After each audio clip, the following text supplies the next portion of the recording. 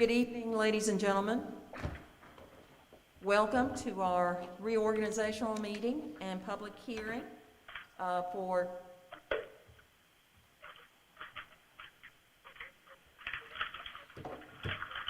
Good evening, board members. Dr. Lyle, Mr. Mullins, welcome to our reorganizational meeting and public hearing agenda. Both Dr. Lyle and Rick Mullins have informed the school board that they cannot attend the meeting tonight, but would like to participate via phone. At this time, I would like to ask Scott Mullins to walk us through the process for these board members to participate by phone. Mr. Mullins? Scott Mullins? Members of the board, with your permission, I'll move over here between these two phones to make sure that Rick Mullins and Dr. Lyle can hear what I'm about to say. In Virginia, we have a process to allow members to participate remotely whenever there's a quorum of the school board physically present. And because we have 5 members and because we have 3 members physically present, we can participate or allow 2 to participate remotely if that is what the board is inclined to do. In order to qualify for that, you can do that, each member can do that twice a calendar year. And in order to qualify, each member needs to tell us with some degree of specificity why they're not present. And the Code of Virginia allows board members to participate remotely whenever there's a physical problem, physical attendance has a medical condition, either permanent or temporary, that prohibits them from being present, or there's a personal issue that prohibits a member from being present. I understand tonight with Dr. Lyle, we have a medical condition that has prevented him from being present, and with Rick, a personal issue. And what I would like to do for the record is allow both of these gentlemen to briefly explain why they're not able to be physically present. Then after they do that, we'll need a motion to allow them to participate remotely if that's what the board's inclined to do. So, Rick, I'll start with you. Would you tell the board why you're not present here tonight?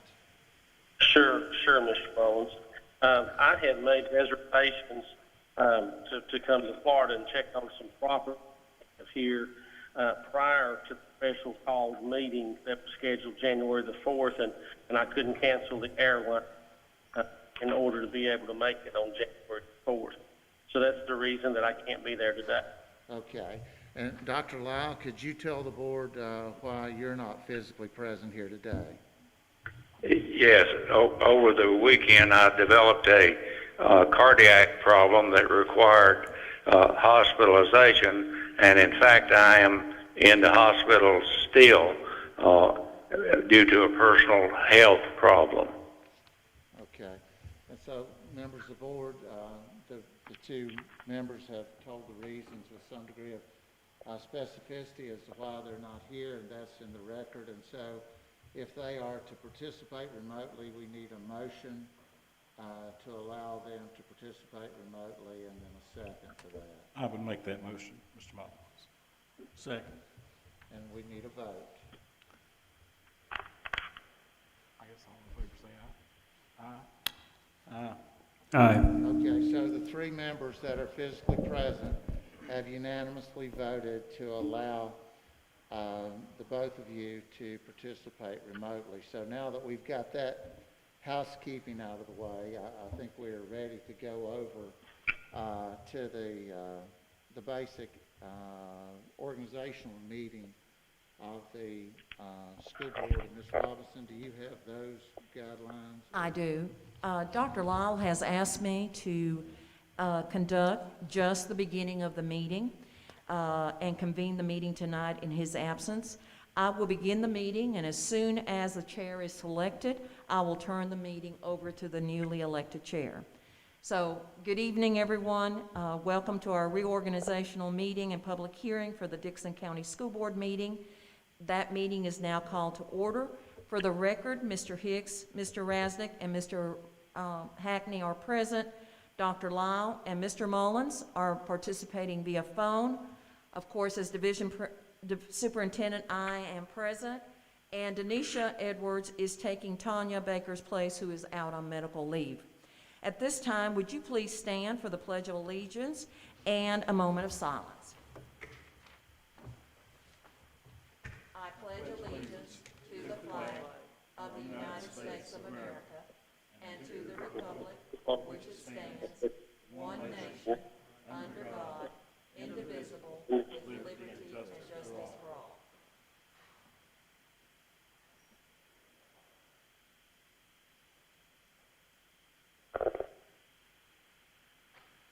Thank you.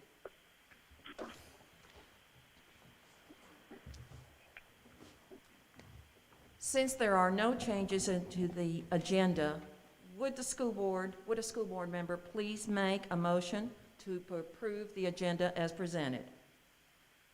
A motion to approve the agenda. Is there a second? Second. Any discussion?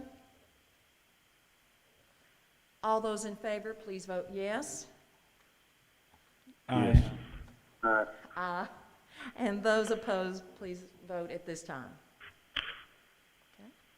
At this time, we will begin with our reorganizational meeting, and the floor is now opened for nominations for chair.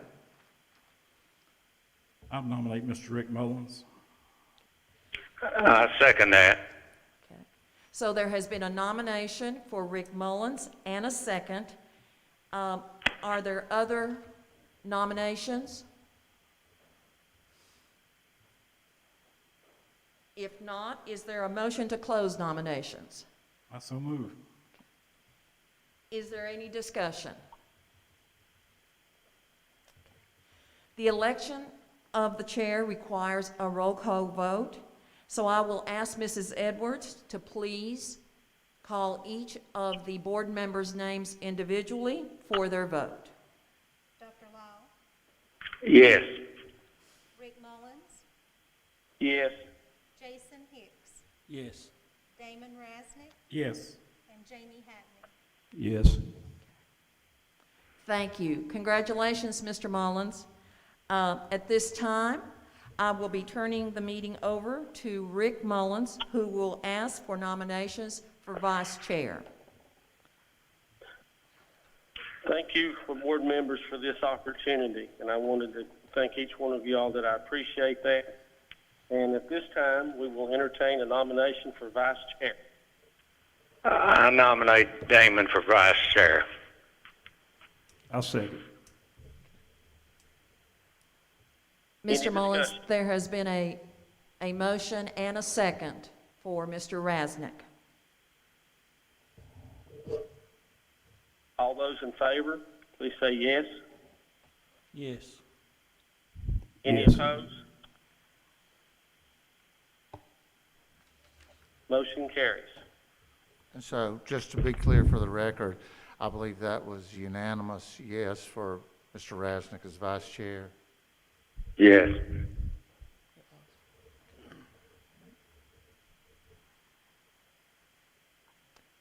Okay, and for the clerk of the board, Mrs. Robinson, do you have a recommendation? For the clerk of the board, the recommendation is Tanya Baker. Is there a second for the clerk of the board? We'll have to make the motion. Any discussions? Let's make a motion first. right? Yeah. If you'll allow Mr. Mullins for the board members to make the motion, please. Thank you. Go ahead, Mr. Hackney, I believe, is going to do that. Yeah, I move to nominate Tanya Baker for clerk. Second. All those in favor, please say yes. Yes. Yes. Yes. Yes. Any opposed? Motion carries. Mrs. Robinson, a recommendation for the deputy of the clerk. At this time, the recommendation is Mark Mullins until a director of business and finance is named. I would make that motion. Second. Any opposed? All those in favor, please say yes. Yes. Yes.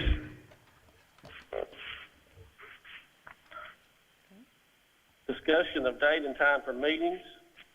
We have a procedure for the fourth Wednesdays of each month at 5 p.m. Any discussion? Mr. Mullins, if I could interrupt you for just a moment, the designee for the division superintendent, our recommendation is Mark Mullins. We will need a motion and a vote from the board on that. Is there a second? I move to Mark Mullins for superintendent designee. Second. All those in favor, please say yes. Yes. Yes. Yes. Any opposed? Motion carries unanimously. Discussion of date and time for meetings. We have a procedure for the fourth Wednesday of each month at 5 p.m. Any discussion? All those in favor, please say yes. We have to make the motion, I guess. Yes, we will. I would make that motion. I'm sorry, I did not hear the original. It's keeping it as is. The dog was barking, that's. Didn't hear over the dog. Okay. The recommendation was, or the motion was, for the board to follow the fourth Wednesday of each month at 5 p.m. You have a proposed list of schedule for the year, if the board so chooses to vote that way. And that motion was made. I'll make that motion, yes. Okay, I second. All those in favor, please say yes. Yes. Any Yes. motion carries unanimously. Any discussion for change of protocol and or procedures for school board meetings?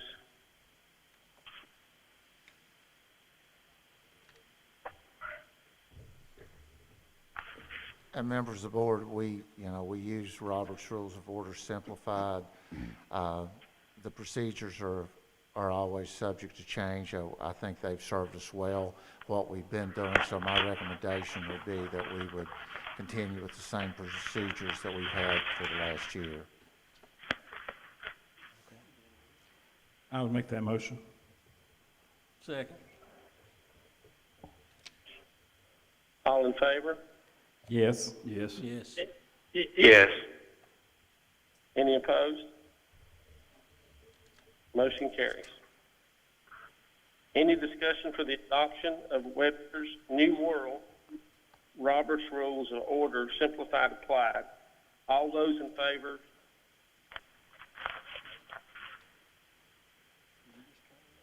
We have a motion? Yes, and members of the board, fortunately, we've not had to be engaged too much in Robert's Rules of Order, but we have it, and if questions come up, that's what we've historically used, and I'd recommend that we continue to use that for parliamentary issues. I would make that motion. Second. All in favor? Yes. Yes. Yes. Any opposed?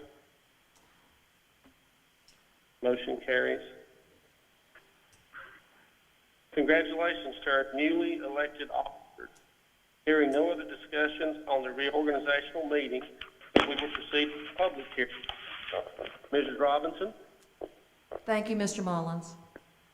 At this time, we will begin the portion of our meeting with the presentations, and I'd like to invite Curtis Ellswick, the Senior Vice President, Regional Executive for Skanska USA Building, and Abram Quisenberry, President of Quisenberry's Construction. Welcome, gentlemen. Their presentation will be the construction progress for the Sand Lick Elementary School relocation. Gentlemen. Good evening, everyone. Happy New Year. Hopefully you had a wonderful holiday and got some time to rest and enjoy some time with your families. We are here to present an update on the elementary school like we have for the last several months. I wanted to recognize we do have Abe Quessenberry and Spencer Quessenberry from Quessenberry's Construction with us tonight. But I'm going to give a quick update, but I wanted to start off with recapping a timeline of events that got us to where we are today. If you recall, we started out looking for sites for an elementary school some time back. Several sites were looked at. 3 sites were deemed to have the most potential for a new elementary school. We had Thompson and Litton do an in-depth study of those sites, and the results of that came back, were evaluated by Skanska and the school system. They were also validated by Quessenberry's here recently to confirm that Ridgeview was the only site presented that we could build a new elementary school on that could be afforded within the funding that was available from the Corps of Engineers. We also decided to issue an RFP for design build services some time back. The reason we did that a little early was to avoid some of the potential impacts of cost escalation. So we tried to get a jump on getting a team on board to help us with some of our due diligence efforts to confirm that Ridgeview could work as a potential site. And so we received several proposals, very good proposals. They were carefully evaluated. As you know, Quessenberry's Construction and their team was the team that was selected. The school board entered into an interim agreement with them back in July of this year. That agreement allowed them to move forward with design work and due diligence efforts. Those due diligence efforts looked at an environmental assessment. We did survey work, soils investigations. We've had conversations with VDOT to confirm whether or not road improvements would be necessary. The design needed to progress to a point to where we could actually say we could fit that elementary school on campus right beside Ridgeview Middle School. And the most important thing is, could we do it within the amount of money that we have available? As we presented last month, we confirmed that those due diligence efforts give us a conclusion that yes, Ridgeview can accommodate the size school that's required by the Corps of Engineers within the money that we have available. And so we come to you tonight to talk about the next steps. If you recall, in the interim agreement, there's a schedule attached to that contract, and that contract assumed that we'd be able to start construction on the elementary school in early February of 2021. That was assuming all the due diligence would work itself out. We'd be able to have permits in time. But that date is important because that allows Quessenberry, I don't want to take over for their responsibility here, but allows them to actually complete a school by the fall of 2022 if they could start by that date. So since the last meeting and through the holidays, this team is worked. We got a couple days off maybe, but I know Quessenberry's finished the design for what we call the early site package. That is for relocating utilities, storm drainage work, getting pretty much a building pad ready. They have worked to price that package of work. They presented a schedule for it. And we've also drafted a comprehensive agreement, which in essence is a construction contract to allow them to proceed with that work. And we have presented that to legal counsel for the school system for review. And we're asking tonight that the school board review that draft contract. We're still working through final details. We feel like the contract is in pretty good shape. So we're asking the school board tonight to review that comprehensive agreement. It needs to be presented to the county. So we're also asking that the school board allow it to be presented to the county for review and discussion at their January meeting, which, Scott, you may tell me, I think it's the 26th or 7th of this month. And that we come back to the school board on February 4th requesting approval to execute that contract so that we can proceed with construction on February 5th. So I know that was a lot of information, but we're happy to answer any questions you may have. And I've got Abe and Spencer here to help me answer those. So. And Curtis, just so the board members and the public would understand, for the information that comes available now and perhaps more information during our regularly scheduled January meeting, and then ultimately, if we have a special call meeting on February 4, certainly at the January meeting, if there's information that the board members or the public have, we'd be in a position to talk more about that during the January meeting. Is that correct? That's correct. As well as if the Board of Supervisors has any comments for consideration, we want to receive those as well prior to the February 4th meeting. The one thing I forgot to mention that is important too is Questenberry's is still working on the final design of the building and the site improvements that still have to be done. And so we are going to be, I'm looking at these guys too, ready to, the interim agreement allows for them to come back and amend the draft comprehensive agreement allows you to come back and amend it later in February for the rest of the work, which is the building and the site improvement. So we anticipate coming back to the board at the end of February and amending this comprehensive agreement that we're asking you to execute in early February so that we can proceed with the rest of the work. So again, to make sure, and I'm saying this in what I consider the most basic terms, in February 4, we're basically focused on an early site package which deals with relocating utilities and getting the pad itself ready to go.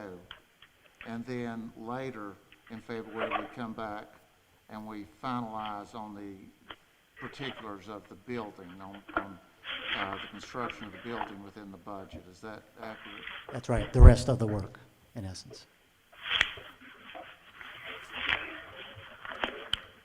So, Curtis, could you tell us just basically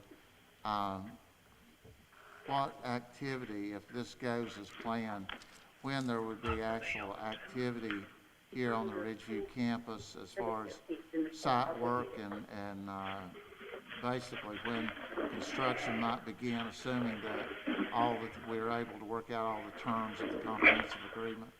I'm going to let Abe answer that. Yeah, so basically, if we could execute that agreement in the February 4th meeting, we would be prepared to start work immediately upon that. So February the 5th would be our scheduled kind of breaking ground day. That's what we have currently in the schedule. And the reason for bringing this early site package out is as the building package, we're finishing design on that now. We felt it important to go ahead and start, since we had that design complete, to start breaking ground to allow us to bid that building package out and then add that into our comprehensive agreement so that we can maintain the schedule that we have. That's the reason that we broke out this early site package, is so that we can go ahead and get a jump on some of this work without waiting on some of the final building details to be complete.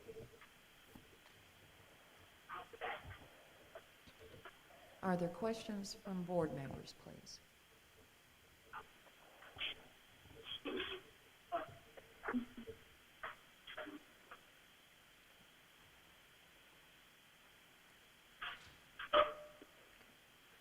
Gentlemen, do you have anything else, or Mr. Mullins, Don? I just wanted to try to get a flow of information as far as when might the public expect to see, men, materials, machines up here digging footers and actually constructing a school?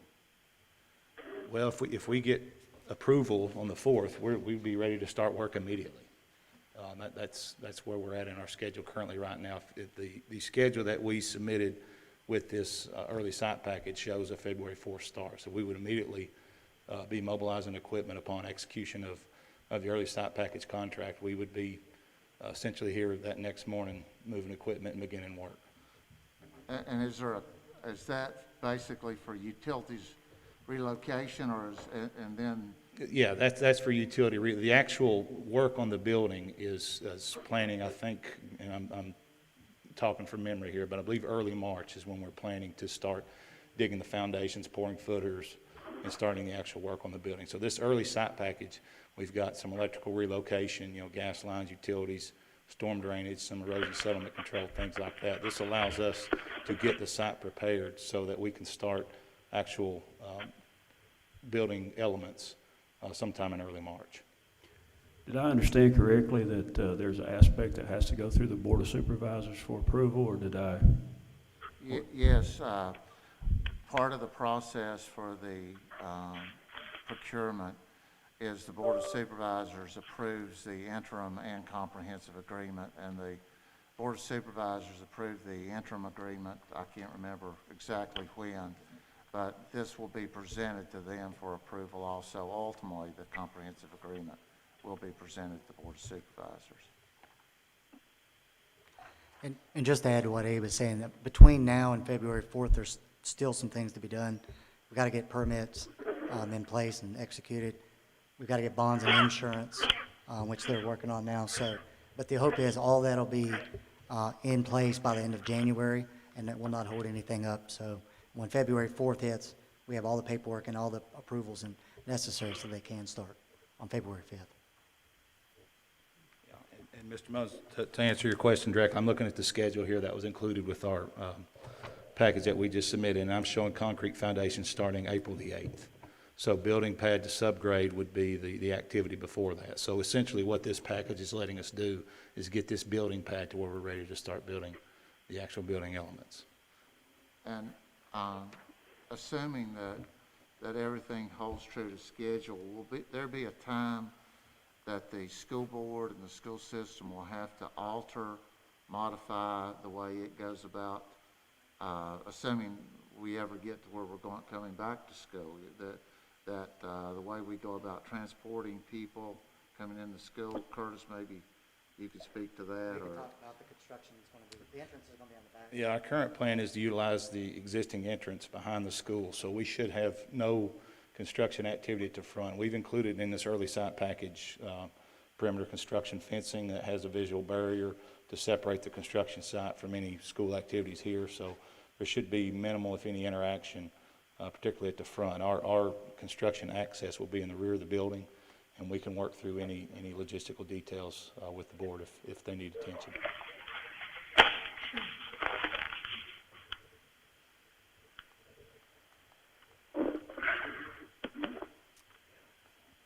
Any other question from board members?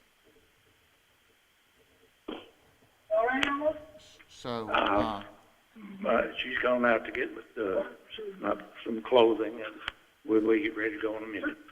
okay, Curtis, maybe to you. Tonight then, we're not ready to vote on any agreement or anything like that, but what you're looking for is authorization for you to continue to work with Quisenberries, to work toward a final agreement, to work toward the utilities relocation, and to allow you to present this and keep the Board of Supervisors informed, present it to them for their approval. That's correct. And come back with a final version of the comprehensive agreement February 4th for the board to approve and execute. So that's all that we're needing for tonight. Correct. Okay. And so, members of the board, you know, I know this is, I think it's important for us to get information out incrementally, but as much as we can regularly. We'll deal with this topic again at our regularly scheduled meeting in January. But I think that this is, you know, a big decision, and we did advertise this as a public hearing. I would point out that typically with our public hearings for tonight, if there are people here tonight or people on the phone that want to participate, it's limited to 5 minutes. And essentially, the same opportunities will be available to the public at our January regularly scheduled meeting if there are additional comments. And I think Ms. Robinson had posted out the email address and the physical and the mailing address if there were people that wanted to comment but didn't want to speak at a meeting. And so if the board has questions, now's the time, but at some point, if we have enough information to sort of understand where we are as a process, we do need to, before we adjourn, to allow the public to speak.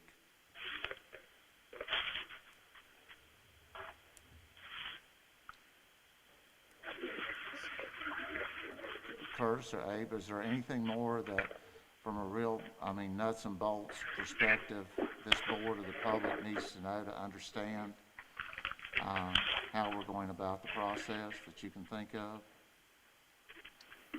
I can't think of any, but, we're here for questions if anybody wants to follow up and ask us.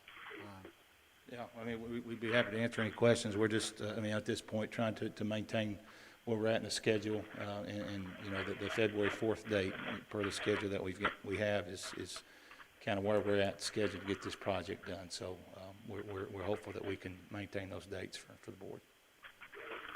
We just need the board's blessing to continue to negotiate and finalize this agreement in the interim.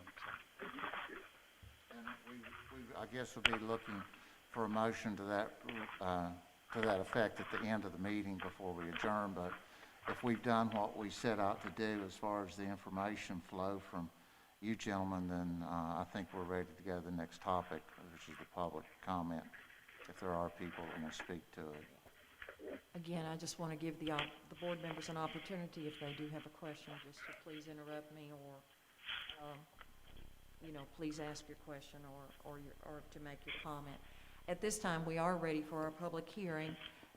We have the number flashing through on our YouTube, and could you please give me that number again, Adam? 16. If anyone would like to call in, again, this is one of the opportunities that you will have, 835-1620. Please also note that you will have the same opportunity at the January 27th meeting to also make comments that you wish. If you would like to, if you would like to email your comments, please do so at Tanya Baker, tbaker@dcps.k12.va.us.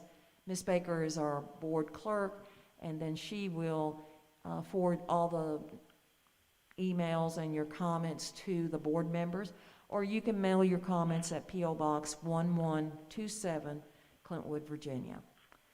Again, our number is 835-1620, or you may email your comments to tbaker@dcps.k12.va.us, or our address is P.O. Box 1127, Clintwood, Virginia.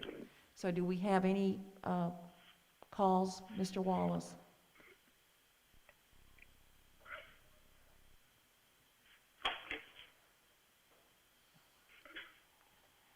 We have, is there anyone here that would like to speak for our public hearing? We have no one signed up. Is there anyone here that would like to speak for our public hearing?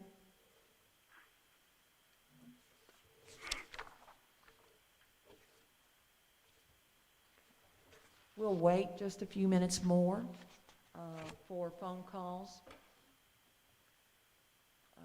if that's the pleasure of the board.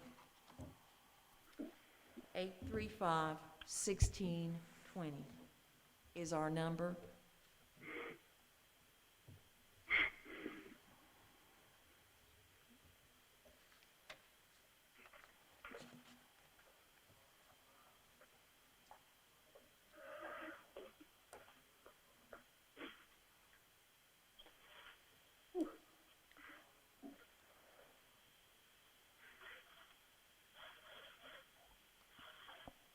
No calls, Mr. Wallace? Okay. All right. I'll wait just a few minutes. If we do get a call, if you'll let us know, okay, with that. And we'll post on our social media page the ways to contact, email, or address of the Dixon County School Board office. Mr. Rick Mullins, that leads us to our next agenda item, which is school board discussion. And I'll turn the meeting over to you, sir. Okay, thank you, Ms. Robinson. Any further discussion or comments from the school board? I'll just speak for a minute. I just wanted to say Happy New Year to everyone. I know that 2020 was difficult for everybody. We faced some challenges as a board, and I know our central office staff and all the staff members in our schools also face trying times, and we're, I think, keeping a positive frame of mind and moving ahead. In speaking to this particular public hearing tonight, under unique circumstances, you know, I've spoke to a lot of people this week in the district that I represent that wanted to come, wanted to speak, wanted to be here for reasons that, you know, that we're going through with the pandemic. A lot of people are concerned, rightfully so, understand that about attending public gatherings. So just on their behalf, you know, I'll just say, as far as the Sand Lick district is concerned, there's no, I don't think, the opposition has nothing to do with, you know, the men that are here tonight and spoke from Skanska and Quisenberry. They're working very hard. They're doing good work. Commend them for that. But you know, the opposition from a lot of the residents in the Sand Lake district goes way back, far before this, and is related in a lot of ways to things that happened way before I was on the board. Tried since I've been on the board to, you know, see that there's due diligence being done, especially with respect to the sites and the original contract in relation to the FDA and the sites that were in the Hayside area. Been some disappointment, you know, and I think, you know, the feeling that, and I hope there's not any animosity toward the residents of the Hayside or the Sand Lake district in the Hayside area that, you know, we have some opposition to this project. I think it would be difficult to expect residents in the Sand Lake district not to be upset by the way this whole process has played out. And not anything that's, you know, necessarily, like I said, tonight, going back to the beginning and being promised things, and, you know, we're here tonight and those promises are gone. They were not kept. So it's disappointing. I don't think that, I think that, you know, most people could understand the feelings that, you know, when you're told something and you say, well, the school's going to be in the Hayside area, and that doesn't happen. It's just natural to be upset about the process. But like I say, that's not anything to do with anybody working on the project, and appreciate the information that we're given tonight. I know this is moving forward, but I just wanted to speak on behalf of some of the people that I know wanted to be here and were not able to. Thank you.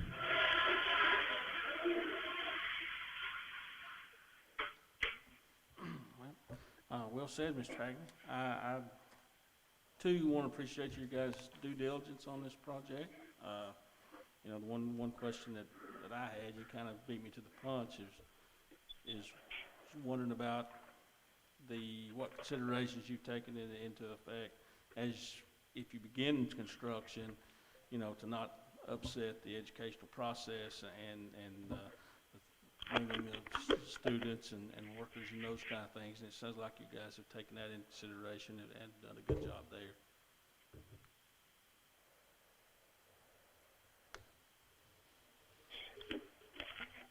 Any further discussion or comment? Well, I'd just like to say that what Jamie said couldn't have been said better by anybody. It's not been easy, and everybody around here that knows anything about this knows that it hasn't been easy for any of us. But I certainly appreciate the good work that's been done by Skanska and Quisenberry, and I know there's a lot more work to do, and if it's in order, Mr. Chairman, I'd make a motion to the effect of what was discussed by what Mr. Elser referenced. I would move that we authorize Skanska and our division superintendent to work with Quisenberry with the goal of providing the draft of a comprehensive agreement for construction of the new elementary school at Ridgeview, and that we have a special call meeting on February the 4th, 2021, to review a draft of that agreement and consider in it the early site package that deals with earthwork and utilities location associated with construction projects and anything else that might come up. I would also include in that motion that the division superintendent and Skanska share a draft of any proposed comprehensive agreement with the Board of Supervisors and request their approval of this agreement.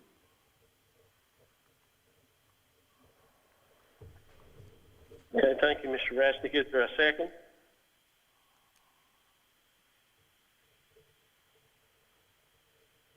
There's a motion, and is there a second? I'll second. Okay, it's time for a vote. All those in favor, please say yes. Yes. Yes. And any opposed? No. And motion carries 4-1. Is there any other business to discuss? Mr. Mullins, just to make certain, Mr. Hicks voted yes, Mr. Rasnick voted yes. Dr. Lyle, your vote? Yes. And Rick Mullins, I think you voted, your vote, sir? Yes. And Mr. Hackney? Vote was no. Mr. Hackney's vote was no. Thank you, sir. It's fading Is in there now. any other business to discuss?